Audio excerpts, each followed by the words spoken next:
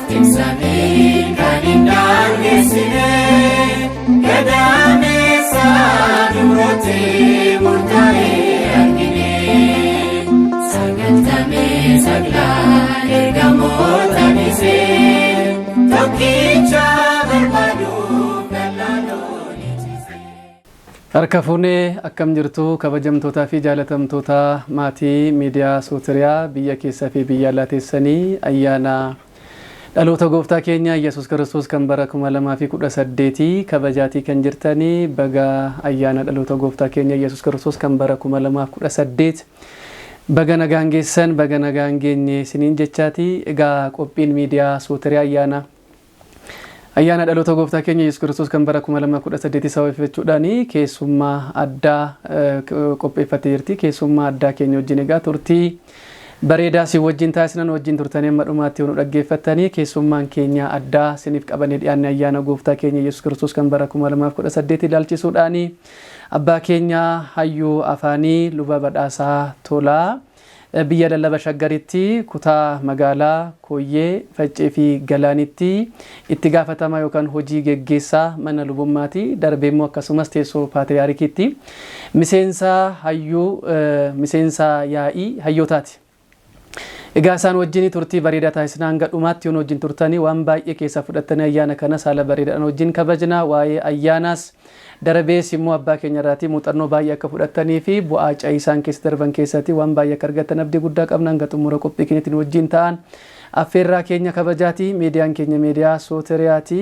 Keessummaan keenya addaa liqaa lissaanaati yookaan hayyuu afaanii luba badhaasaa Tolaatiin wajjin turan affeerraa keenya kabajaati.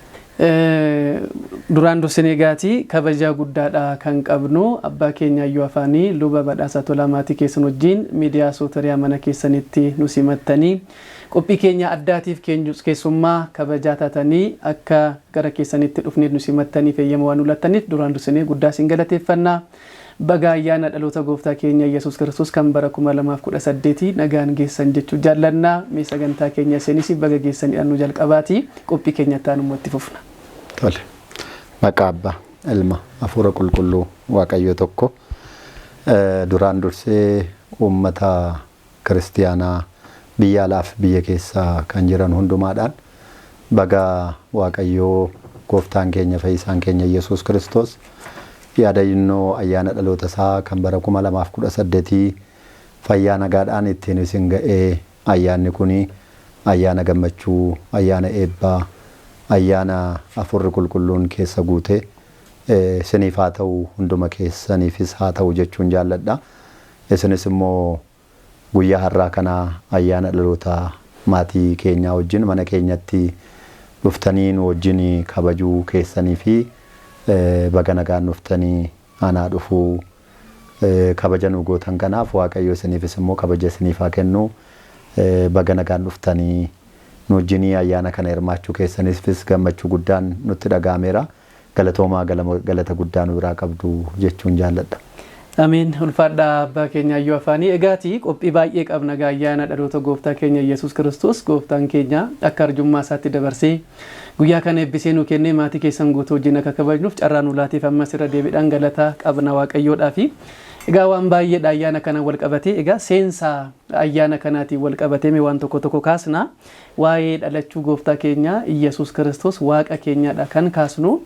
Mee namoota biyya keessas biyya alaas ta'anii qophii kana yookaan immoo amantaa ortodoksii keessas jiraatanii kan hin jirres yoo ta'e hubannoo gaarii qabannee akka deemnuuf seensa qophii keenya addaatiif akka nu ta'uu fi Waaqayyo dhalateedha jenneedha kan kabajnu maal jechuudha. Mee asirratti haa jalqabnu hayyuu afaanii.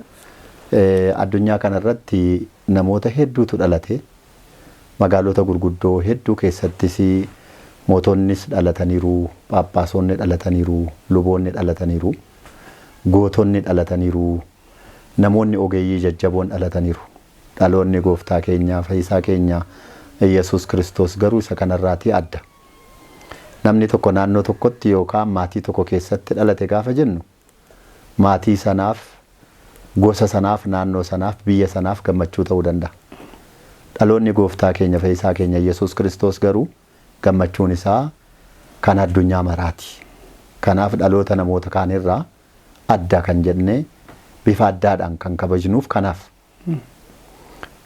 Egaa akkuma tikaaste waaqayyoo hin dhalate yeroo jennu maal jechuudha kan jedhu namootaaf ifa ta'uu qaba dhugumatti. Akka amantaa keenyaatti waaqayyoo hin dhalu, waaqayyoo hin dhalchu, waaqayyoo hin dhalatu kuni beekamaadha.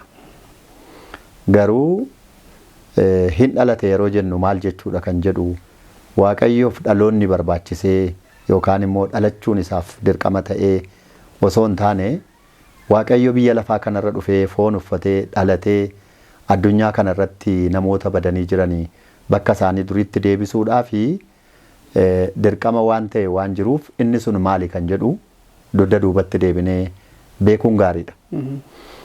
Uumama dhala namaa gaafa laallu mucaan namaadha. Jalqaba uumama biyya lafaarra jiru hundumaa keessaa waaqayyo adda godhee ofitti aansee bifa isaa fi fakkeenya isaatiin akka inni uume beekamaadha. Dhalli namaa kuni bara baraan akka inni hin duune jiraataa godhee waaqayyo waan dhala namaa kanaaf barbaachisu marayyuu hunda qopheessee bara baraan akka isaan gammachuudhaan jiraatanii iddoo gammachuu qopheessee achi keessa akka jiraachise addunyaa kanarra kan jiru kitaaba qulqulluutti kan amanu hundi irratti walii gala. Haa ta'u garuu jireenya dhala namaa kan hin barbaanne diinni keenya inni duraa seexan diyaabiloos mucaa namaa dogoggorsuudhaanii iddoo waaqayyoo isa kaa'ee sana keessa seera waaqayyoo cabsisiisuudhaan qannoo keessa jiru bakka waaqayyoo isa kaa'e keessa akka inni gadi darbatamu akka inni kufu waaqaajjin akka inni walitti bu'u taasiseera.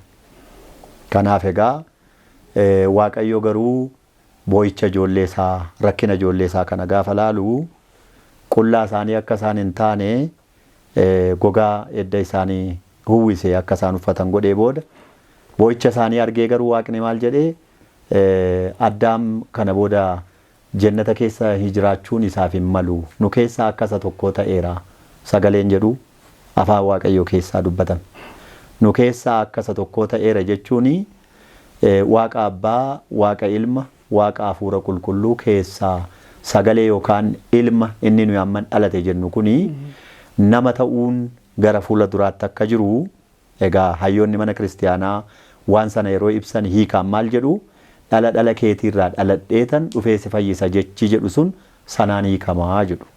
Foon dhala namaa uffatee waaqayyo dhala namaa bakka isaa durii sanatti deebisuudhaaf dhufee giiftii keenya dubaroo maaramirraa foon isheerraa foon lubbuu isheerraa lubbuu fudhatee akka dhalatee macaafni qulqulluun waan nu heeruuf ayyaana sana immoo ayyaana guyyaa bilisummaa guyyaatti gooftaan foon dhala namaa uffate kana haala adda ta'een kabajna jechuudha. Guddisnee sin galateeffannaa mee kanaatiin wal qabatee faaruu kana nu yaadachiisu yoo jiraate waan itti nu yaadachiisan yoo jiraate gara sanaatti deemnee immoo qophii keenya taanutti akkasitti fufna faaruu kana nu yaadachiisu.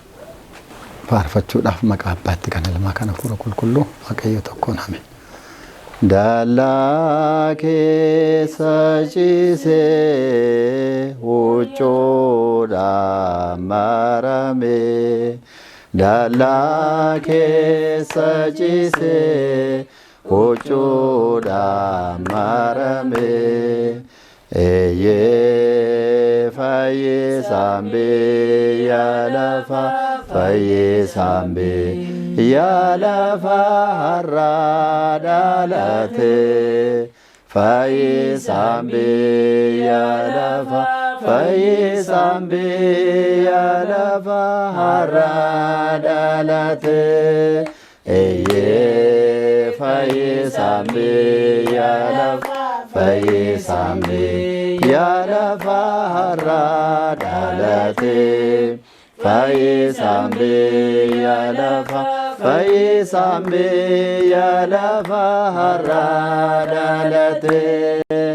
dallaa keessa ciisee huccuudhaan maramee dallaa keessa ciisee huccuudhaan maramee eeyyee fayyisaan biyya lafaa fayyisaan biyya lafaa har'aa dhalatee fayyisaan biyya ya lafa fayyisambe ya lafa har'a dhalate eye fayyisambe ya lafa fayyisambe ya lafa har'a dhalate fayyisambe ya lafa fayyisambe ya lafa har'a dhalate.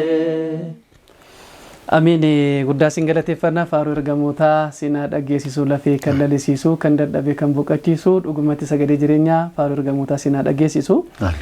Egaa kabajamtoota jaalatamtoota maatii miidiyaa Sootiriyaa qophii keenya addaa ayyaana dhaloota gooftaa keenya Yesuus Kiristoos kan bara 2018 sababeeffachuudhaani mana abbaa keenya kabajamoo hayyuu afaanii kan ta'an abbaa keenya mana luba badhaasaa Tolaatti egaati maatii isaanii guutuu wajjin ayyaana dhaloota keenya kana kabajaa jirra.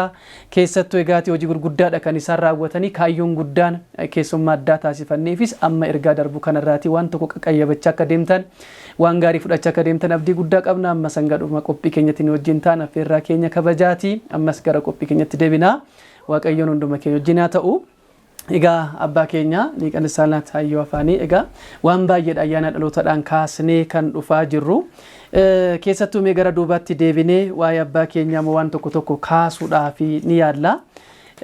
Keessummaa taanee gara keessanittis gaafa dhufnu miidiyaa keenya qabannee gara keessanitti gaafa dhufnu waan baay'ee dhaloota kanaaf ergaa darbu dhaloonni kun fudhatee darbu akka abbummaattis kaleessa keessan keessatti qormaata darbe bu'aa ba'iiwwan darbe sana keessatti kan yaadannu ta'a. Waa'ee keessattuu tajaajila afaan Oromootiin wal qabatee hundee sana keessatti isin gumaacha guddaa akka qabdan egaati seenaa odeeffannee fi eeroo arganirraati waan arginuuf waan dhageenyurraas waan hubanne qabna. Mee keessattuu qiddaasee afaan Oromoo kan sirna galatoodhaan wal qabatee bu'uurri kan jalqaban abbaa keenya hayyuu afaanii luba badhaasaa Tolaati jedhamee yeroodhaan dhagaa nuti umriidhaan hin geenye isin immoo har'a jirtu kan jiran irraa immoo fudhannee dhaloota kanaaf maal qaba keessatti kan jedhu kaasna. Mee sirni qiddaasee afaan Oromoo sirni galatoo suni akkamitti ka'e eessatti jalqabdanii iddoo isin dhalatan sanatti maaltu ture kan jedhu sana mee gabaabbinaan mee waa'ee isaa sana nu taphachiisa abbaa keenya. Egaa rakkinni uummata keenyaa beekamaadha. Luboonni biyya kan biraarraa dhufanii bakka sanatti qiddaasee qaddasu. Yoo isaaniif mijate hin ta'u, yoo isaaniif mijachuu baate hin deemu. Uummanni gaafa abbaa qalbii diddiirrannaa isaa jijjiiruun itti baay'atu.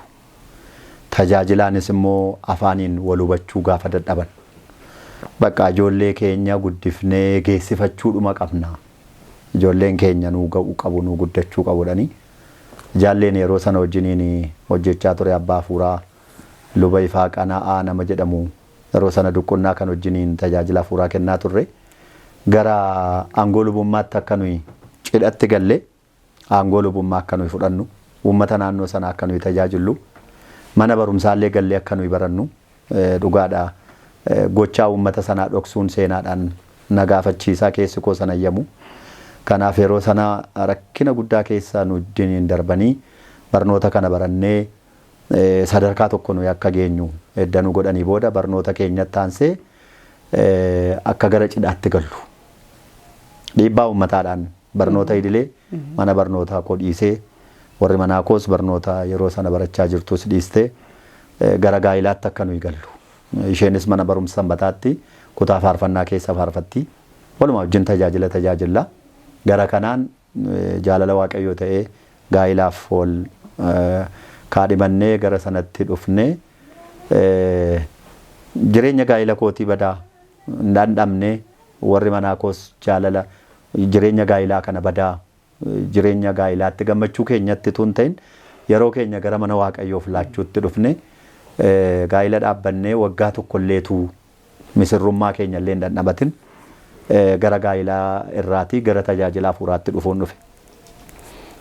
Dhiibbaa uummata keenyaa rakkina uummata keenyaa sana waan argineef gara lubummaa fudhachuutti dhufe bara 1994 kananii lubummaa fudhadhe.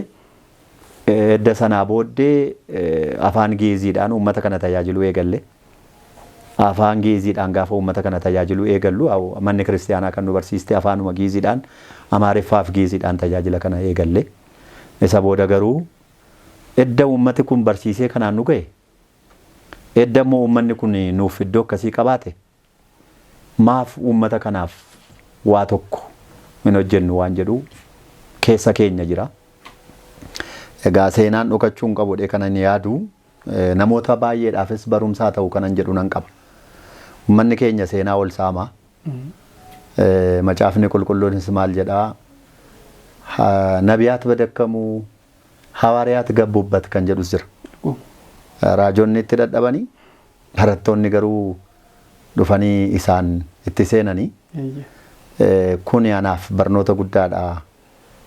Seenaa namaa kan namni hojjete namaaf kenneetanii kan ofii hojjedhe immoo ofii hojjedheera waan jedhe malee waan ani hin hojjenne tokko hojjedheera waan jedhe seenaa nama saamuu ta'a. Maaliifan kana kaasaa amma wantoota tokko barreeffaman wantoota tokko miidiyaa irratti dubbataman gaafan argu xiqqoo ishee namoonni kan hin hojjennes hojjenneerraa kan hojjetan immoo hin hojjenne jechuun ituma jiru garuu waan tokko wanti nama leeyyaasisu waan jiruuf. Qiddaasee afaan Oromoo yeroo jalqabaadhaa fi Waaqayyo Hafuurri Qulqulluu laphee isaa keessa bulee yaada kana yoo ittiin qaddasuu dadhabe yoo ittiin tajaajiluu dadhabe illee Daaqoon Daani'eel Kaba nama jedhamutu ollaa magaalaa keenya Bataskaana Goorii Sillaasee jedhurra tajaajila. Achi qeesiin tajaajilu har'ayyuu lubbuudhaan jiru boqonne qeesiin kuni Waaqayyo umurii isaanii nuuf haa dheeressu qees olaanaa Waaqtolaa jedhamu. Jaarsi kun luba hangafa keenyadha. Mucaan ammaa kun immoo Daani'eel Kabaan hin jedhu immoo Daaqoniidha. Afaan Oromootti yaa abbaa keenyaa hiikee afaan Oromootti kadhannaa hundee amantaa hiikeetu isaanitti kenneetu isin jedhaani Daaqoniidha jedha. Hin jedhu seenaa irratti dhageessaniitti hodheen yaada. Qees olaanaa Waaqtolaa biloo qeesaallee waan jedhu gaazexaa irratti ba'ee ture. Gaazexaa Bariisaa irratti qees olaanaa Waaqtolaa biloo qeesaallee kan jedhu maaliif akkana jedhame jabana sana qees olaanaa Waaqtolaa waan afaan Oromoodhaaf Bataskaana keessatti yaa abbaa keenyaa jedhee fi hanga sadarkaa mana hidhaa ga'ee hidhameeyyuu qees olaanaa biloo qees yellem jedhamee nama qeesummaan isaa qabamee jechuudha. Yeroo sana ani daaqonummaa irra turre egaa gara lubummaatti dhufnee jirra. Edda sanaa booddee waan mucaan kun hiikee hamma humna isaatti lafa kaa'ee karaa waan saaqeef karattii waan argannee fi na yaadadhaa bara 2000 fi bara 1994 hagayya gaafa 7 gaafa tsinsataa maaramii dhaqee magaalaa Goorii bulee waan Daani'eel Kabaa hiikeerraa fudhadhee ofii koof immoo gara qe'eetti deebi'ee leekoo yookaan immoo nama wajjiniin hojii kan hojjechaa jiru luba ifaa kanaa waliin gara afaan Oromootti qiddaasee 10 gara jijjiiruutti galle jechuudha. Yeroo sana mucaan kun xiqqoo diqqunnaarras waan jiruuf ittiin qaddasuu hin danda'u. Yoo qaddasanis immoo hidhamuutu jira, du'uutu jira. Afaan Oromootiin yoo qaddasan hidhamuutu jira. Bataskaana keessaa ba'uutu jira taaddisoo dhadhamee yookaan immoo Ooneegiidha maqaan jedhu yeroo sana baay'ee sodaatama. Ooneegiidha dhanii nama hidhuunis waan jiruuf namni hunduun sodaata jechuudha. Qiddaasee kana hiiknee ijoollee keenyarraa hidhamuun haadha warraa keenyarraa hidhamuun akka jirutti ta'ee waanuma fedhe ta'u itti galuutu nurra jira jennee itti galle yeroo itti gallu uummati keenyas baay'ee nuuf sodaate. Rakkina qabaa, du'a qabaa, hidhamuu qabaa baay'ee nuuf sodaate. Haala kanaan qiddaasee kanaa akkuma qeesummaa hojii tajaajila hafuuraattiin eegalleen qiddaasee kanaan qiddaasee jalqabnee jechuudha. Qiddaasee gaamma afaan Oromoo yeroo jedhu seenaan dabuun qabu waan ta'eef uummanni nu dhaggeeffatanis dhugaa beekuu qabu waan ta'eef yeroo sana qiddaaseen jijjiirame zeemaan akkuma jirutti afaan Gi'izii ta'eetu dubbisaa afaan Amaariffaadhaan dubbifamutu gara afaan Oromootti hiikameeti. Kuni uummataaf gammachuu guddaa ta'ee warra amantii keenya gadhiisanii gara biraa deeman baay'een kan deebi'an jiru. Amantaa isaanii qabatanii warri jiran immoo amantaa isaaniitti baay'ee jabaatanii uummata magaalaa Qilxukaarraa uummata godina Wallagga Lixaa walumaa galatti jechuun hin danda'ama. Yoo ani uummata magaalaa Qilxukaarraa dhimma isaa sitti hime Qiddaasee kanarraan kan kaase nami naannoo sana jiru guutummaadhumaan guututti akka aadaa akka tajaajila afuuraa naannoo sanaatti Haamer matseetii irrattis kan ba'ee kanaan dura waldaan qulqullootaa dabarserraan dhugaan kun waan maxxanfamee jiruu fi namni hundumtu qoraabiidha. Dabareedhaan qorrobaa namni hin qorrobne tajaajila afuuraan kennamuu fi bakka awwaalchaallee maalillee akka naannoo sanaatti jaartiinis jaarsis dargaggoonis dargaggeettiinis hundi macaafa qulqulluu akkuma lallabaatti walqixa beeka jechuunis hin danda'ama. Harkan kennu warra amantii irraa nama dogoggorsaniifis amantaa isaattis cichaadha. Dabaree isaa eegee seera isaa eegee kennaa qulqulluutti dhiyaata. Kun hundumti isaa firii maaliiti bu'aa maaliiti gaafa jennu qiddaasee qaddasiisuu dhagayee waan qaddasiisuuf beekee nissaa abbaatii wajjin yeroo haasa'us afaan dhaloota isaatiin waan walii galaniif haala kanaan haalli naannoo sana jiru ifatti beekamaadha. Wan addunyaan dhugaa bahu jechuudha. Bu'aa isaa gaafa laallu. Egaa sadarkaa kanarraa qiddaasee kana eegallee maaf qiddaaseen kun Qilxukaarraa keessatti magaalaa Goorii keessatti qofa hafaa walga'uu qaba godina Wallaggaa lixaa kan jedhu qabanne nan yaadadha. Bara 1995 magaalaa Mandii Hidaar gaafa 7 jechuun sadaasa 7 ayyaana qulqulluu Giyoorgisii irratti qiddaasee afaan Oromoo qaddasuu deemne. Yeroo qiddaasee afaan Oromoo qaddasuudhaaf deemnu yaa uummanni magaalaa Mandiis miidiyaa kana kan hordofan dhaga'uu danda'u ragaa jiru waan ta'eef jechuudha. Akka waan bakakkaa waaqarraa gadi bu'uu, akka waan lafti baqaquu, akka waan rakkinni guddaan bakka sanatti nurra ga'uu, Waaqayyo afaan Oromoo kanaan yeroo qaddasan taabotiin dheekkamaa, Waaqayyo isaanii rukutuu danda'a hin qassafamuu, qoyaan man argitu jedhee namni nu eegaas ture. Bakakkaan hin buune, tsillaatiinis hin dheekkamne. Namoonni dhiisanii baqatanis jiru. Qiddaasee masanayyuu rakkina sana hunda keessa dabarree magaalaa Mandii qiddaasee dhageessifnee galle. Magaalaa Mandii irraa gara Najjootti. Ituma jennu amma bara 2000tti godina Wallagga Lixaa waliin ga'uu danda'ameera.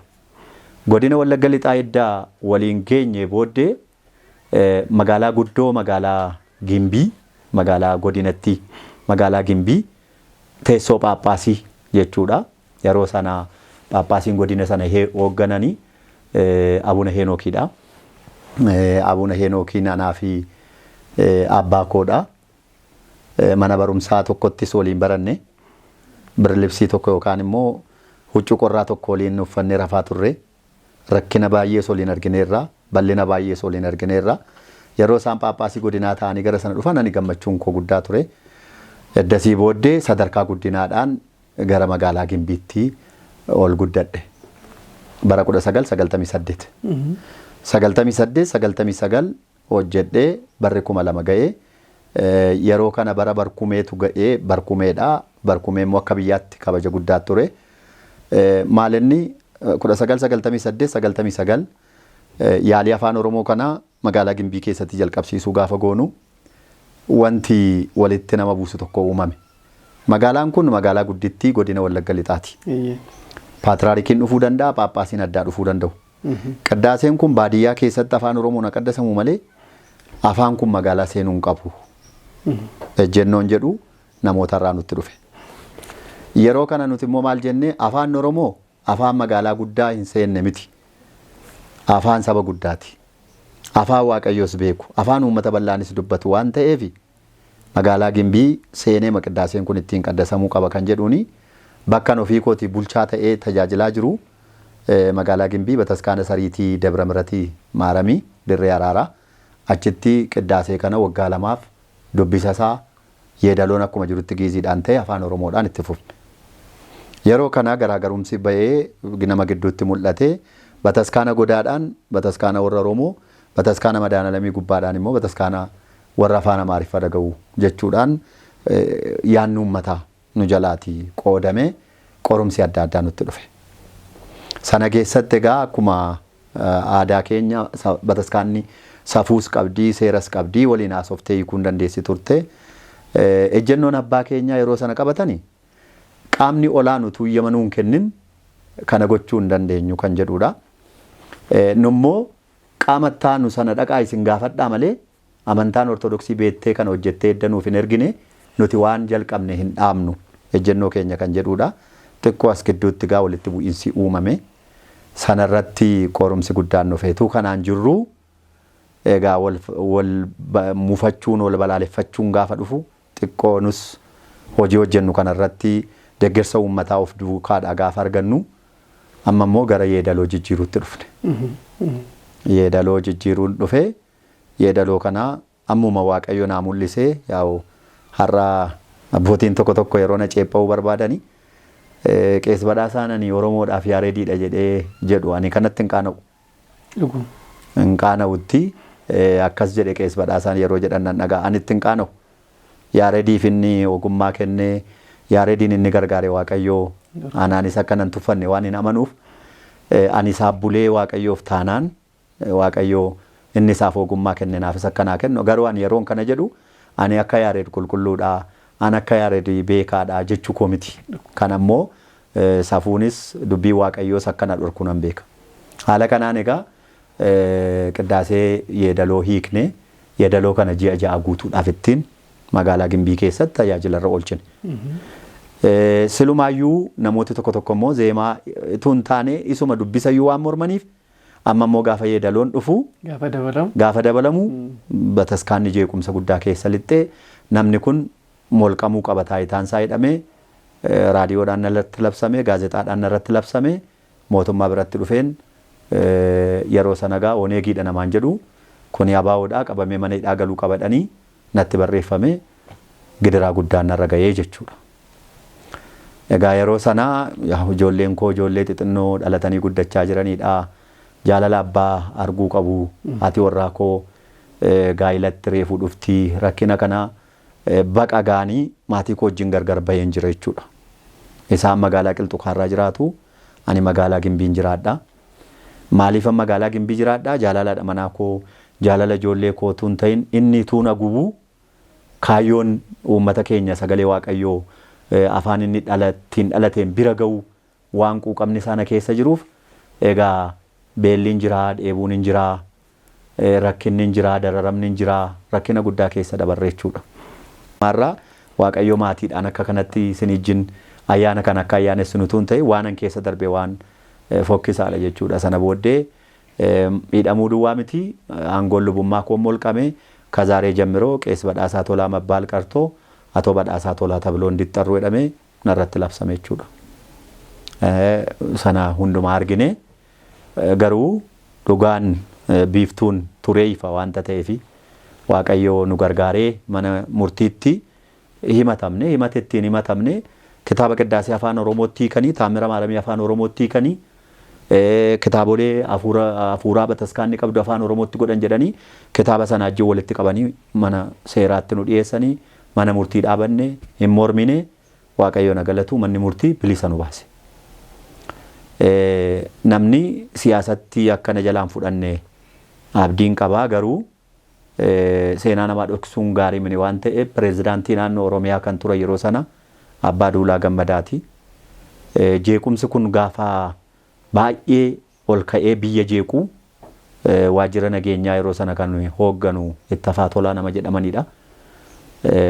Xalaan barreeffamee Addis Ababaarraa namni Finfinneerraa bakka bu'ee Ortodoksii biraas qaama mootummaarraas bakka sana dhaqanii akka wanti kun qulqullaa'u gaafa godhamu gaafa dhufanii ol galagalchanii gadi galagalchanii dubbii kana ilaalan siyaasa of keessaa hin qabu. Wanti kun rakkinni tokko hin jiru afaanuma duwwaa irratti akka wal dhabne ifa ta'e jechuudha. Gaafa ifa ta'u yeroo sana pireezidaantiin naannoo Oromiyaa Abbaa Duulaa Gammadaa rakkoon hanga kanatti eddan jiraanne afaan uummataa dhorkine darbee immoo namoota ijoollee kanaan hojjetan qabanii hidhanii dararaa kana hundarraan ga'uun cubbuu guddaadha Waaqa biratti waan ta'eef kun dhaabachuu qabadhanii araaramaa aangoon lubummaa isaanii deebuu qabaa jedhanii kana duwwaatu hin ta'in uummanni magaalaa Gimbiis cichee na duukaa dhaabbatee falme uummata mirga isaa hin kennineedha uummanni suni haala kanaan deebi'ee taayitaan lubummaa koos naa deebi'ee tajaajila kootti deebi'ee jechuudha.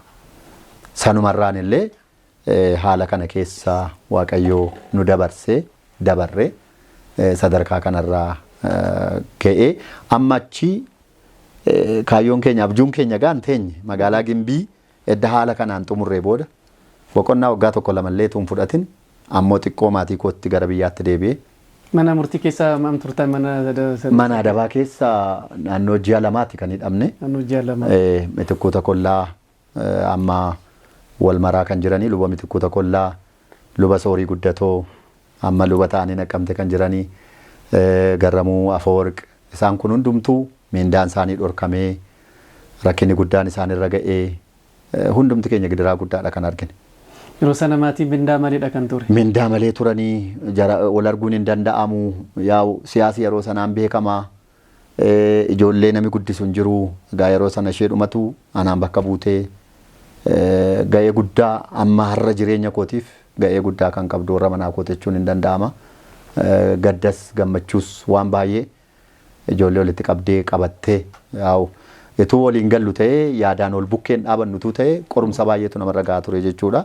Haala kanaan kana dabarsinee eddasii booda abjuun keenya ammas hin teenye ammoo waan godina Wallagga Lixaa magaalaa Gimbiidhaan geenye kana ol darbee maaliif Amboon ga'u ol darbee maaliif Finfinneen ga'u waan jedhu immoo jalqabne harka lafa jalaadhaan dhokannee magaalaa Naqqamtee seenna baadiyyaa isaa keessa geenyee qiddaasee edda nama dhageessifne booda baqannee banna. Itoo isaan nun qabin guyyaan itti qabamne jira. Magaalaa Naqqamteettis guyyaa itti qabamnee poolisiin dhufee nu qabuu dhufee qiddaasee qaddasiisee xumuree maaliif kan qabnu jennaan yaa'u qiddaasee afaan Oromoodhaan seeraan ala qaddasaa jiru gaafadhanii ayi ndaa'umani qiddaaseen afaan Oromoodhaan jiran seenee har'an dhufee dhaga'eedhe poolisiin nu dhiisee deemefaa jira. Haala kanaan Waaqayyo na galatu waa baay'ee keessa dabarree as geenye jechuudha. Miidiyaa kanaafis ifaa ta'uudhe kan yaadu guyyaa tokko Baakkoo gubbaa irratti waradaa beeta kinatiin qabee poolisiidhaan mana seeraatti nu geesse. Qabee nu geesse sirnuma qiddaasee kana booddee naa Qees Beezaa jedhamu qeesiin waradaa beeta kinatii kana bulchanii gaafa nu himatan maal jedhu daangaa darbanii biyya keenya biyya lallaba keenyaa seenanii seeraan ala qiddaasee qaddasanii gaafa jedhanii gaaffii tokkoon gaafadhe sineessaa dhuftanii jedheen sineessaa dhuftanii jennaan iddoo akkasiitiin dhufee jedhe ani immoo iddoo akkasiitiin dhufe daangaa darbee kan jiru eenyu Qees Beezaadha moo Qees Badhaasaadhaan jedhee manni murtii kolfee yeroo inni itti gannu dhiiseetu jira. Gara siyaasaatti illee akkana jalaa hin qabamne barbaada. Haala kana faa keessa dabarree togaa gara Baakkoorraa Ambootti Amboorraa gara magaalaa Finfinnee irraa gara Sabbataa kana Arsii kana Baalee kana amma humna kootti gaa amma ammaatti tajaajila kana nama biraan ga'uudhaa fi hojjedheera baay'een jedhu amma humni keenya danda'u yaalii gooneerra dhaloonni dhuftummoo nurraa fuudhee iddoo guddaadhaan ga'a kan jedhus immoo abdii guddaa qabna. Haala kana qabaa jechuu barbaadeetan. Dhugumatti seenaa baay'ee keessa nama duubatti deebi'anii akka ilaalluu fi kaleessa keessatti anarraa maaltu eegama kan jedhu ergaa guddaa nama keessatti uuma namoota hubannoo fi qayyabannoo guddaa qabanii fi mee duubattiin isin fudhadha ammas deebisee yeroo sani magaalitti yookaan immoo bakka jalqaba irratti sirna qiddaasee jalqabdan sanii kaasee gara magaalaa Mandiitti deemtanii bakka akkaatu bu'aa taabotatu dheekkamaa balaatu bu'aa yoo afaan Oromootiin sirni qiddaasee jedhamee hamma yaadamutti uummanni hanga duubatti deebi'utti hamma sana hundumaa sodaatutti kan ga'e jalqaba isaa maaltu jira haalli ture suni maaliif akkas jechuudhaaf ka'umsi akkasii akkamitti dhufuu danda'e amma maaliif hankaasisee tan abbaa keenya yeroo ammaa kanas argitanii kunoo ortodoksiin akkasiidha jedhanii namoonni amma qarqara ishee qabatanii ibidda baachuuf ka'anis akka hin jiraanneef dhugaa sana keessatti hubannaan ortodoksummaa daangaan ishee eessaan ga'eessate amma luba Baakkoo irratti na kaastanii wal qabatee daangaa dabartanii dhuftanii daangaan ortodoksummaa eessadha kaayyoon ortodoksummaa eessadha barsiisni ishees kennamni ishees maalinni kan jedhu ergaa sana keessatti maaltu jalqabnaan bakka akkaatu bu'aa dheekkamsatu dhufaa hin dhumu akkas jedhu lafatu dhoohee akka sanatti isaan liqimsa amma jedhamutti duuba maaltu jira ture hubannoon ortodoksummaadha tajaajiltoonni yeroo sana qaban maal fakkaata kan jedhu akkamitti ilaalla? Akkuma amma kaaste yeroo sana uummanni jabina amantii isaaniitti isaan qabanii maaliif amma lafi dho'utti amma bakka akkaan bu'utti sodaatan kan jedhu kuni seenaa mana amantaa ortodoksii keessatti gaafa laallu amma namoonni baay'een yeroo jecha akkasii nuyi dubbannu saba biraarraa qofa waan dubbatamu isaanitti fakkaachuu danda'a.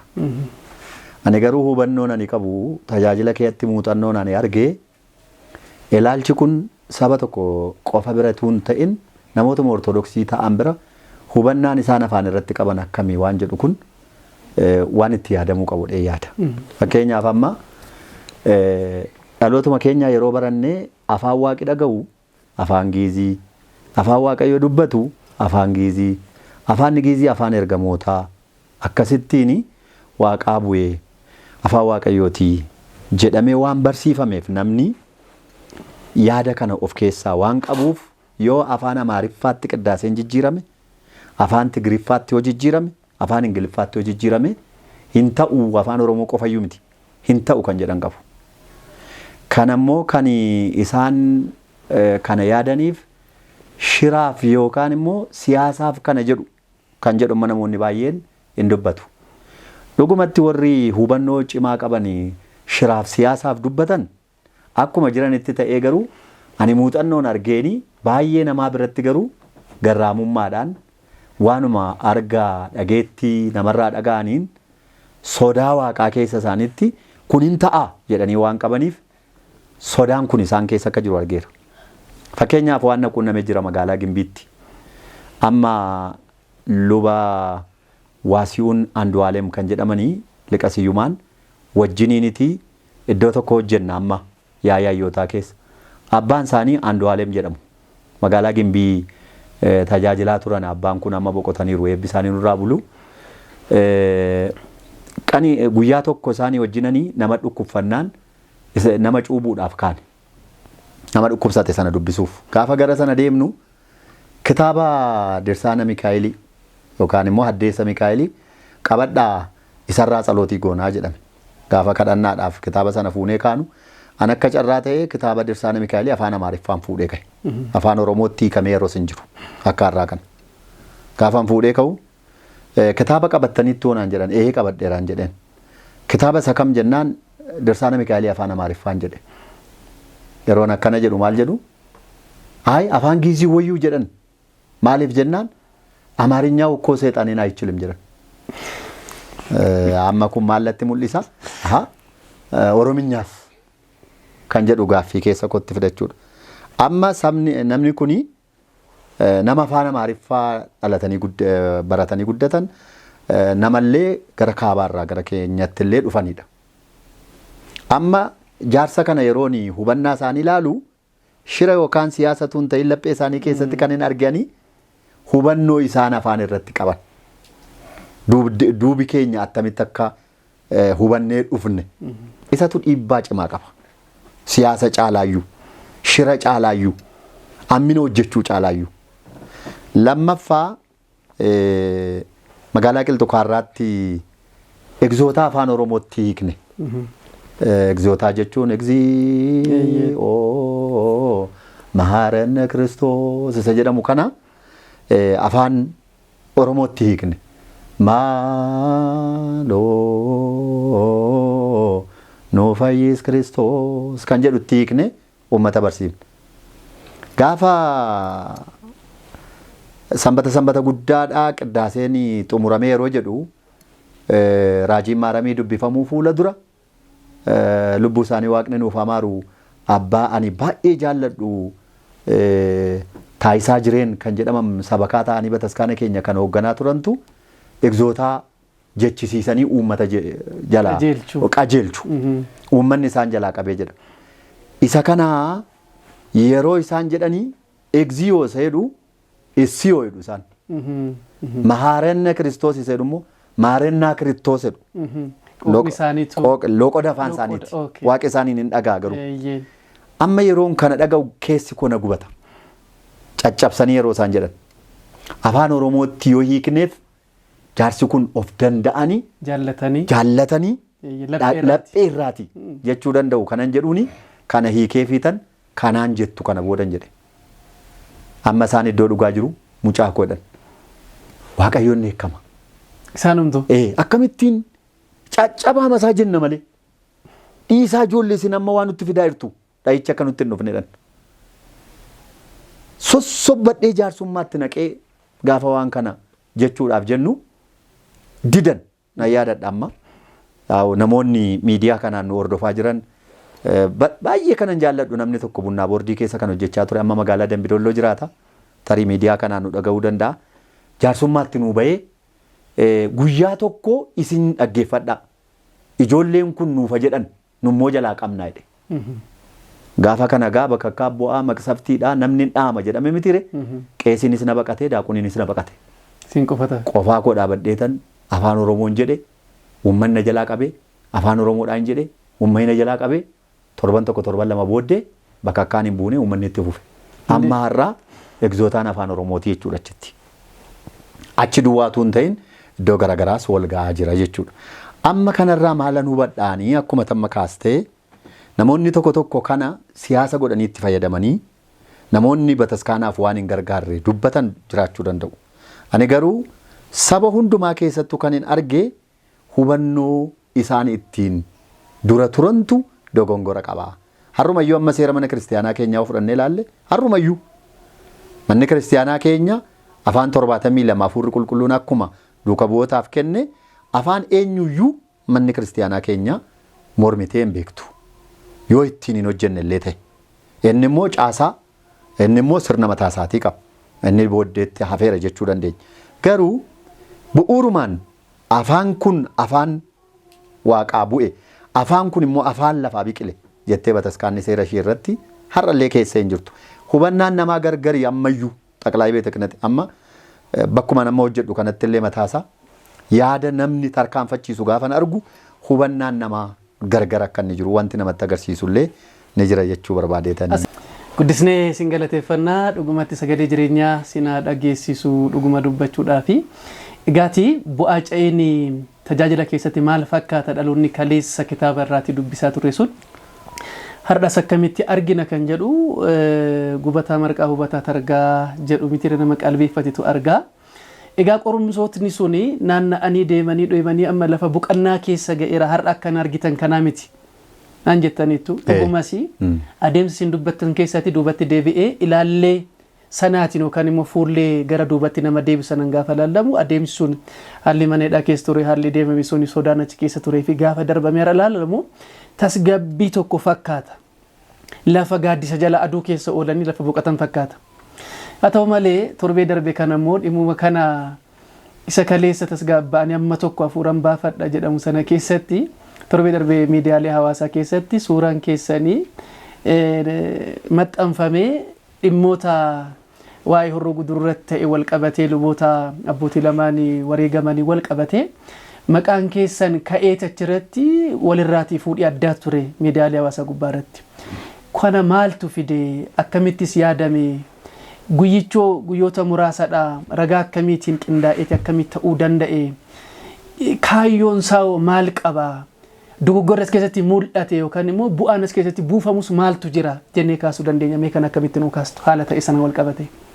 Eshi tole gaanii gaaffii natti kaaftellee baay'ee ulfaataadha. Anaafis keessummaadha. Hawaasa nuyi tajaajilu ijoollota keenya hundumaas kan mufachiisedha. Somaani gamanaani warra miidiyaa hawaasaa irratti na iyyaafachaa turanii inni kaan immoo qaamaan bakka waajjira kootiillee dhufee hidhamaniiru gaafa jechuu dhaga'u ummati baay'ee rifatee baay'ee na'ee jaalala uummanni naaf qabu kabaja uummanni naaf qabullee mataasaa kanarratti arguu kootiif baay'ee gammachuu guddaatu natti dhaga'ama. Namni du'ee ka'ee waan argu ani garuu itoon hin du'in du'eera jedhanii itoon hidhamin hidhameera jedhanii nama na jaallatuuf nama na jibbuu nama maal akka ta'e waan hin argeef baay'ee hawaasa nu daawwachaa jiru miidiyaa kanaan galatoomaa hundumti keessanii jechuun barbaada. Ani akka tamma kaaste qormaanni keessa dabarre baay'ee ulfaataadha. Akkuma silasitti kaasee ani ala tokkicha duwwaa miti silxaana aangoo lubummaa irraa kanan molqame akka tasaa ta'ee taatee mana lubummaa Oromiyaa wajjin wal qabatuunis akka biyyoolessaatti siltaanni lubummaa kootii molqamee ture. Nama si'a lama molqamee sadiif mataa baatu waanta ta'eef ani akka durii miti amma. Hawaasillee miidiyaa irratti Qees Badhaasaan booddeetti deebi'anii Qees Badhaasaan hin sodaatanii Qees Badhaasaan maal ta'anii jedhee nayyaafata namni.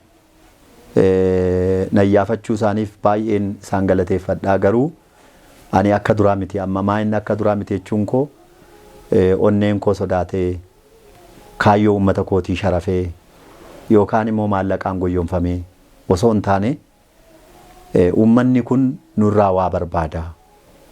Haxxummaadhaan ogummaadhaan bakka jiru kanatti hawaasa koo tajaajilee bakka kaleessa jiru irraati isa jiru irratti waa daballee boru uummata keenya attamitti gammachiifnee bataskaana keessatti qabuu dandeenya kanan jedhu waan na keessa jirtuuf bakka teessuman irra taa'u irraa kaasee uummata koof waanan of eeggadhu ofii koof waanan of eeggadhu waanan qabuufan uummanni akkasitti illee akka na hubatu nan barbaada. Kanaafan calluma jedha. Kanaaf amma uummanni akka kanatti kan na eegu ta'ee osoo jiru waan itti amma kaastu kun namatu karaa keessaa bilbilee miidiyaa irratti waan ta'e gadhiifameera waan ta'eef eessa jirtuu wedhi halkan na gaafata.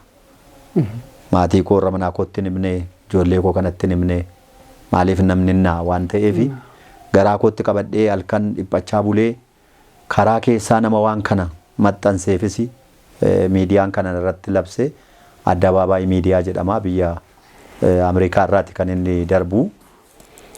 Karaa keessaa garuu nama sana quunnamuudhaaf yaale wal argachuu hin dandeenye. Ganama gaafanii irribaa ka'uu miidiyaa hunda wal ga'eera. Hawaasni bilbilaan baay'ee ijoolleen hafuuraa koo ijoolleen amantii ortodoksii ijoolleen bakka amantii gara biraas ta'anii kanuma hawaasummaadhaan walitti dhufnu hundumtuu bilbilee na iyyaafate rakkina kana anamma akkuma ti dhageessi anis miidiyaa irratti arge waan an quba qabuun qabu garuu hawaasni kan inni na hubachuu qabu ijoolleen Horroo Guduruutti boqotaniiru jedhamu kuni anaaf ijoollee hafuuraa kooti. Lamaan isaaniiyyuu ijoollee hafuuraa kooti. Naman wajjin mari'adhu, naman wajjin hojjedhu, nama rakkoo Horroo Guduruurra jiru hiikuudhaaf wajjiniin dhamaa turre nama quba wal qabnu miseensa waldaa duukaa bu'ootaa wajjiniin nama hojii hojjennu. Ijoolleen kun nama ormaa miti jechuudha. Warra boqotaniif baay'ee gaddi nutti dhaga'ame gadda guddaa keessa jirra. Waaqayyo lubbuu isaanii iddoo Abrahaam iddoo Yisihaaq nuuf jiraachisu maatii isaanii gadditti galee Waaqayyo nuuf jajjabeessu. Ammallee yeroo ayyaana kana nuyi gammachuudhaan akkasitti teenye ayyaana dhalootaa kana ayyaanessaa jirru haati warraa isaanii ijoolleen isaanii abbaa isaanii dhabanii isayyuu immoo reeffi isaanii bakka argameen awwaalamnetti rakkina keessa akka isaan jiran quban qaba. Baay'ee laphee keenya kan nu cabse gadda guddaatti kan nu kuffise. Sanaaf mirga isaaniidhaaf falmaa jirra. Lubbuu isaaniif Waaqayyoon kadhachaa jirra. Ijoollee isaaniif quuqamaa jirra malee nuti waan akkasii rafees ka'ees hin dhufa jedhee abjuu koo keessaa hin qabu. Garuu naasuudhaan gaafan miidiyaa sana dhaggeeffadhu suuraan argamu kan kooti maqaan waamamu nama biraadha. Amma namoonni dogongora jechuu danda'u namni kun dogongora deebisee maxxanseera. Garuu ani dogongora hin jedhu. Ani immoo keessa kootti maaltu natti dhaga'ama suuraan keenya fuudhamee isaan bira ol kaawwamee kan inni jiruuf yeroo nutti eeggachaa akka jirantu natti dhaga'ama.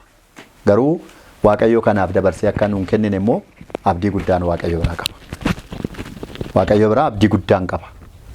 Garuu suuraan keenya kan inni fuudhamee kaawwamee jiruuf shira addaaf akka inni ta'e kan natti mul'isu garuu ragaa tokko tokkos nan qaba. Uummanni akka dhaga'u waan an barbaaduuf. Torban lama fuuldura miidiyaamti sun suuraa koo kan biraa fayyadamanii namicha qoobii diimaa kaawwatee jiru kana Abaluu jedhama tasfanyaadha. Mana lubummaa Oromiyaa keetti koree ta'ee bataskaana kan cinqaa ture isa kana qabadhaa bifa saalaalaa adda baafadhaa jedhee torban lama fuulduras yeroo isaan dabarsaa turan miidiyaa kanarra namoonni arganii natti himanii anis ilaaleera. Kun maal namatti mul'isaa jibbii wayii akka jiru kaayyoo wayii akka qabanii nu yoon beeknu ta'eyyuu waaqayyo laphee isaanii keessatti kan argu waan isaan nuuf qopheessan jiraachuu danda'a. Garuu kan waaqayyo qopheesse malee immoo waan galma ga'u hin jiru. Kanaaf uummata Itoophiyaa amantaa Ortodoksii hordofan uummata ijoollee keenya afaan Oromoo tajaajila kanaaf dhadhabaa jiran hundumaan maalan jedhaa kadhannaa keessaniin nu yaadadhaa jechuun barbaada. Isa bukkeetti kan dubbachuu barbaadu kan koo qofa osoo hin taane edda sanaa booda abbootii tajaajila afaan Oromoo deeggaran hunda isaanii sacca'anii baasanii eebbifamoo Abuna Gabriel hangafa Phaaphaasii Shawaa Lixaa isaan irratti wanti hojjetame. Amma immoo gidduu kana abbaa keenya abbaa Maarqos Birhaanuu warra Adaamaa irratti waan hojjetamaa jiru. Eddasii booda immoo lubaa Misgaanuu Agasaa irratti waan hojjetame gaafa laallu tokko namoota tajaajila afaan Oromoo ijoollee bira dhaabatanii afaan Oromoodhaan kadhannaa godhanii fi abbaa keenyaa jedhaa kadhadhaa ijoolleedhaan jedhan hunduma egaa waan isaan hojjechaa jiran kun bataskaanaa bu'aa kan qabutu hin ta'in uummata Itoophiyaaf illee bu'aa kan qabutu hin ta'in garaa namaa kan gargar fageessuu fi waan tokko kan nama yaachisu waan ta'eef abbootii keenya hundaaf bakka jirtanitti uummanni hundumtu kadhannaa keessaniin illee nu yaadadhaa jechuun barbaada. Egaa ani waan an beekuun qabu kan isaan yaadan waaqayyo laphee isaaniin beeka. Waaqayyo immoo hamaatti dabarsee nuun kennu kan jedhu abdiin qaba. Ani macaafa keessatti wanti barreeffamee jiru tokko jira. Ati du'an argitu waan jedhu. Ati du'an argitu waan jedhu waan jiruuf nu ijoollee waaqayyooti du'i nun argu nuti du'an arginu fooniin du'uu dandeenya garuu lubbuudhaan dhaaltu mootummaa waaqayyo akka taanu abdii waan qabuuf isa kanatu natti dhaga'ama. Isa kana siin jechuuf jedheetan. Keenya yoo afaan liqalisaanaatti egaati yaada gurguddaadha kan nu kennitanii mee gara xumuraatti dhufaati jirra qophii keenya qophii addaatiin ilaalchisee waan baay'eedha kan barachaa jirru. Dhimmuma kana keessa otoo hin ba'ini isinii jalqaba irratti waa'ee namni qooqa isaatiin baratee dhaggeeffatu kan jedhu ergama Kiristoos irraa dhufe ayyaana Kiristoosidha amma tokkummeessuudha miti ayyaanni kun dhufuun Kiristoos dhalachuunsaa kan bade barbaade hundumtuu gara isaatti akka deebi'u barbaachaadha. Dhimma kana ol dhimma biraa kan qabne immoo dhugaa nama dubbatamee fi kan keessa darbaa jiru kun mirkaneessadha. Gara waldaa qulqullootaatti dhuftaniitu sagantaa kana waldaa qulqullootaatti hirmaattanii gara sagantaa kana yookaan immoo qooqa kana tajaajilu dhuftanii sana booddee achi immoo dhuftanii gara waldaa duukaa buutetti dhuftaniitu. Jibbaa achi qabdaniin dhuftan immoo haala tajaajilaatu sin fide moo keessattuu maaliifan kaasee koomiin amma ka'aa jiru waldaa duukaa bu'ootaas wal qabateedha maqaa balleessiin kun kan ka'aa jiru jechuudha. Kanaatiin gaafa kaasnu hidhata sana keessa abbaa keenya hayyuu afaanii luba badhaasaa tola achi keessa galchuudhaaf kaleessa waldaa qulqullootaa keessa waan turaniif achi keessaa ba'anii waldaa duukaa bu'ootaa taa'uun jedhamee wanti xiyyeeffannoo keessa galees akka hin jiraanneef wantoonni qulqullaa'anii ba'uu deeman akka jiran amma abbootiin keenya isaan boqotan tokkoffaa miseensa waldaa duukaa bu'ootaatiin an jettanii jirtu. Isin immoo kaleessa kanaaf tajaajila kanaa fi tajaajila ummatichaaf jecha kaleessa akkamitti akka kaatan akkamitti akka baatan maal akkatti dabarsitan maaltu akka dhufe maal irra akka jirtan akkam keessa akka jirtan argaa jirra. Gara waldaa qulqullootaatti gaafa dhuftan sanaa fi gaafa baatan jibbaachirraa qabdanii baatan immoo har'a waldaa duukaa bu'ootaa keessanii otoo miseensa ta'ee jiru kan akkas godhama jedhanii maqaa balleessiin kun xiqqooshee wantoonni ifa ta'uu qaban.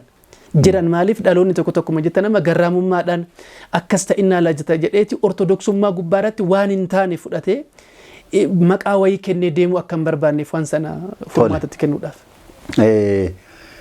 Ani waldaa qulqullootaa keessa kanan dhaqe maqaa waldaa qulqullootaa jedhu kanayyuu nu warra afaan Oromoo dubbannu achi keessa dhannetu waldaa qulqullootaa ofiin jedhe malee maqaan maabara sanaa maabara qiddusaaniidha. Garuu nuti maqaa kiristaanaas haa ta'u maqaa afaan Oromootti jijjiirannee waldaa qulqullootaa ofiin jennee achi keessatti tajaajila sana tajaajilaa turre. Ani seenaan jallachuun qabu kanan jedhu dhugaanis dubbatamuu qaba kanan jedhu waldaan qulqullootaa yeroo nuyi tajaajilaa turre sanatti keessa yeroon ture sanatti ani dhugaa ba'uudhaaf booddeettiin jedhu hojii guddaa hojjeteera. Dhaloonni amma bataskaana keessatti waldaa duukaa bu'ootaa ta'u waldaa daandii abbootii haa ta'u waldaa sillaasee haa ta'u eessayyuu dhaabatee amma afaan Oromoodhaan tajaajilaa kan jiru duuba isaa yoo laalte mooraa mana barnootaa keessatti maabara qiddusaanii dhaqanii barnoota hafuuraa kennaa ture keessa waan an tureef. Kanaaf ani waldaa duukaa qulqullootaadhaa fi maabara qiddusaaniidhaaf kabaja ulfina nan qaba. Yeroo isaatti hojjedheeras ittis hin ceephaamu keessi koo naanamma nan ceepha'u waan an hojjedhe waan an qabuuf.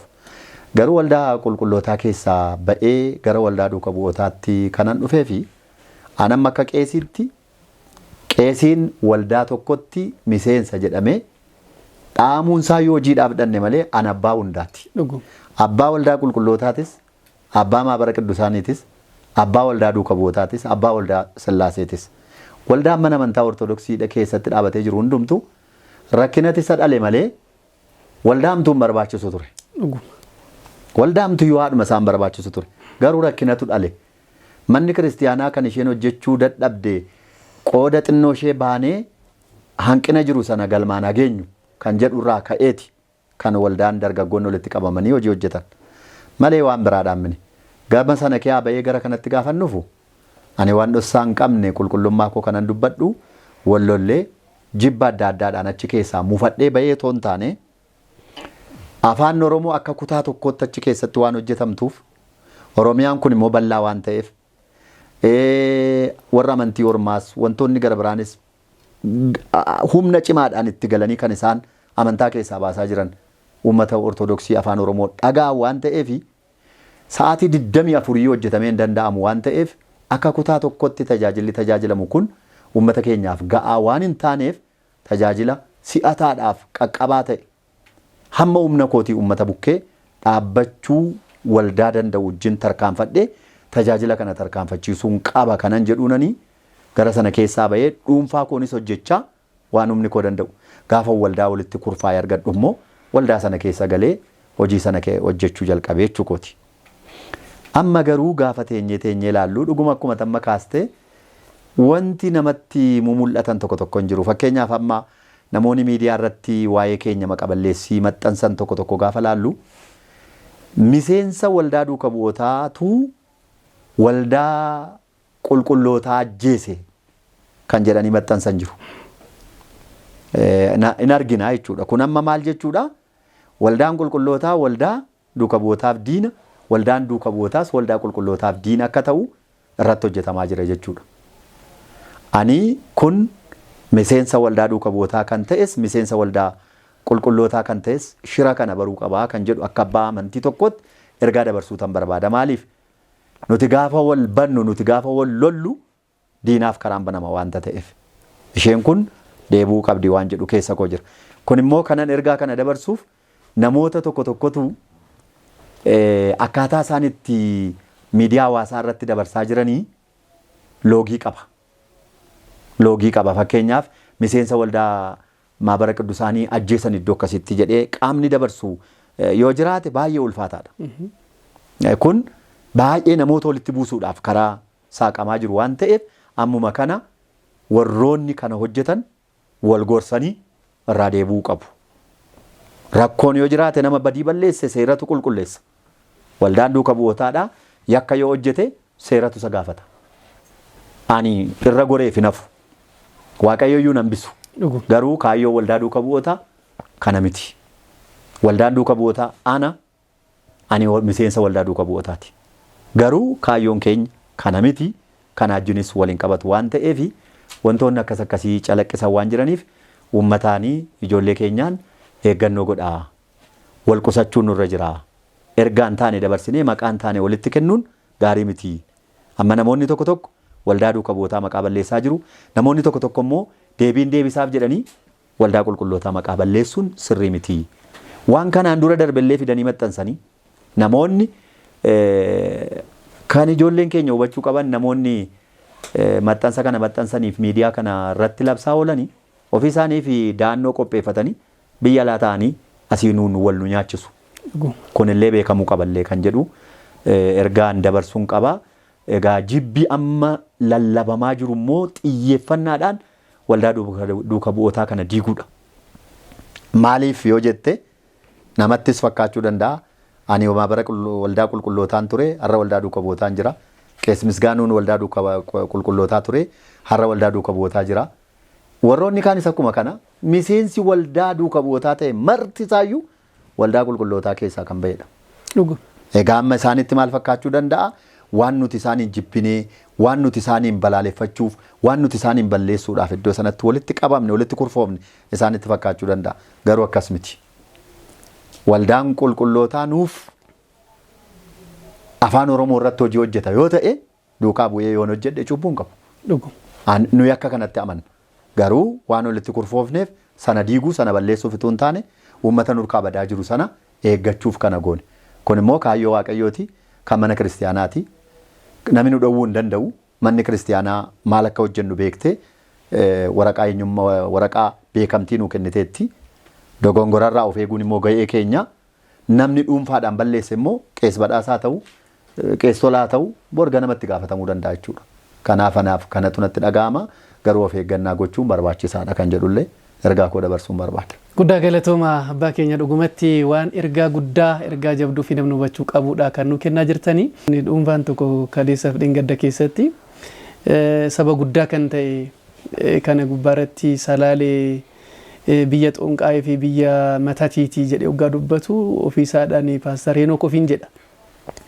Innaa ilaalleen ga'een hayyootaa asirratti yaa'een hayyootaa qabatee jiruu fi ergaan achi keessatti darbuu barbaadame suni maal of keessaatii qaba? Ergaan sun dhuguma salaalee qofa adda baasee yookaan immoo namoota muraasadha moo xonqolaan achuma jiramoo lafa biraan jirumoo kan jedhu sana moo ergaa biraatu of keessaatii qaba? Kanammoo yaa'iin hayyootaa akkamittidha kan furmaatatti kennuu danda'u kan jedhuun akkamitti godhuunfi? Tole miidiyaa irraan dhaga'e miidiyaa irraa yeroo dhaga'e garuu gadda guddaan natti dhaga'ame. Wanti kuni wanna yaraadhaan ilaalamu miti. Baay'ee uummata salaalees galateeffachuun barbaada. Dammaqee ka'ee mormaa jira. Abbootiin amantii biyya salaalee geggeessan abbaan keenya hangafii Paappaasii godina sanaa Abuuna Qawusxoos naannoo sanatti immoo kan dhalatan amma Shawaa Lixaa hangafa Paappaasii ta'anii kan jiran Abuuna Gabri'eel eebbi isaanii nurraa bulu. Miidiyaatti ba'anii yaada isaan kennanis hordofeera. Baay'ee gaariidha. An akka kootti uummanni salaalee biyya Itoophiyaa keessaatii wiirtuu ogummaati jechuun ni danda'ama. Seenaa dubbisuun gaarii ta'a. Biyya Xonqaayii biyya moortuuf goomattuu jedhanii uummata kabajamaa kana maqaasaa xureessu jechuun Waaqa biratti cubbuudha. Seera biratti immoo yakka. Kana waanan jedhuufi uummata salaalee kan ittiin beennu gootummaa isaatiin yoo akka biyyaattis ta'e lolee biyya kana kabachiisuu keessatti uummata ga'ee guddaa qabu. Akka amantiitti immoo abbaan taklee biyya isaaniiti. Biyya abbaa taklee biyya hayyoonni gurguddaan amma Itoophiyaa keessatti tajaajila hafuuraa kennaa kan jiran biyya isaanitti keessatti kawaala guddaa dhaabanii kawaalli sun immoo akka warshaa uummata baay'ee kan biyya kanaaf gumaachite biyya kabajamaaf biyya amantaa akka kanaatiin biyya xinqolaati jechuun Abuuna Phexros fa'aatti biyya Abuuna Phexros badhaasaa Magarsaafaa keessaa biqilan biyya kana maqaa kanaan dha'uu jechuun uummata salaaleetu barbaadame miti ana akkanaa galutti uummata salaalee jechuun uummata Oromoo guutuu jechuudha. Uummata salaalee jechuun uummata Itoophiyaa guutuu jechuudha. Garuu kan barbaadame maalinni xiyyeeffannoon inni guddaan ani akka kootti qorannoodhaan boraayifu ani akka wallaalummaa kootti akkanaaf galetti akkanaaf hubatametti akka miseensa hayyoo afaaniittis akka miseensa mana kiristaanaa tokkootti yookaan immoo akka ga'ee hojii kootii bakka hin jiru sanaanis qabee gaafan ilaalu uummanni salaalee parsentii olaanaansaa amantii ortodoksii waan hordofuu fi salaaleen qabanii uummata ortodoksii hunduma boquu keenya gadi nuu qabsiisuudhaaf gochaa isaan godhanidha jedhee tayyaada. Kun immoo yoomiyyuu taanaan uummata salaalee uummata amantii ortodoksii hordofu hundayyuu booddeetti waan deebisu miti kan jabeessee amantaa isaatti isa dhaabu jedhee tan fudhadhaan. Nan yaadadha gizee tokko miidiyaa irratti hayyuun tokko waa ta'ee dubbatee akkasuma miidiyaa irratti deebii laannee dhiifama gaafatee ture. Dhiifamni sun garaa qulqulluu ta'uu kan ittiin hubadhe ani qaba. Amma namni ammaa kunis edda duulli kun itti duulame booda dhiifama waan jedhu tokko baaseetu jira. Ani asirratti mootummaan tarii ergaa kana warroonni dhagaan qaamii biyya bulchanis kan beekuu qabu dee yaadu namni ka'ee nama baaree waan garaa isaa edda dabarsee booda dhiifama waan jedhamu kuni waaqa biratti cubbuun isaa dhiifamuuf nus waaqa biratti akka cubbuun isaa dhiifamuun kadhan garuu waan isa barsiisu yoo hin kennamuuf ta'e seerri waan isa barsiisu hin godhu yoo ta'e garuu abbaan jaallate bor miidiyaatti bahee abbaa jaallate abaaree waanuma jaallate jedhee biyyi kun biyya seer malee biyya seerri hin jirre ta'uuf waan adeemtuuf ani waan isa barsiisu mootummaan hin godha waan jedhu abdiin qaba yoo gochuudhaa baate garuu biyya kanaaf balaadha. Boftiyyuu egaa nama iddee booddee summiin isaan jiru. Boftiyyuu edda nama hiddee booda boftiyyuu summiin isaan jiru. Sana booda qulqulluudha jechuun danda'u. Hiddeera ka. Kanaaf nus madoofneerra. Amma inni dubbatee dagachuu danda'a bor. Inni madaa'e garuu qulqulleera.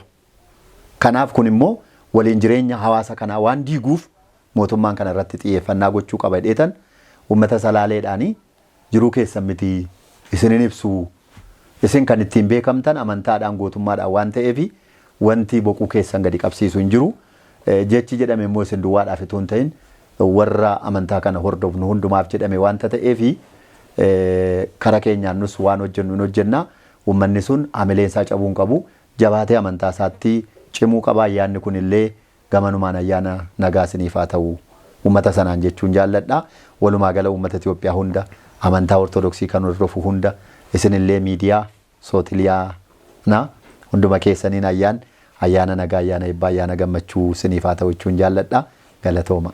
Dhugumatti guddisnee isin galateeffannaa umrii nu dheeradhaa kana caalatti tajaajila mana kiristaanaa keessatti yeroo hundumaa akka fakkeenyaatti manni kiristaanaa akka kaastu abdii guddaan qaba.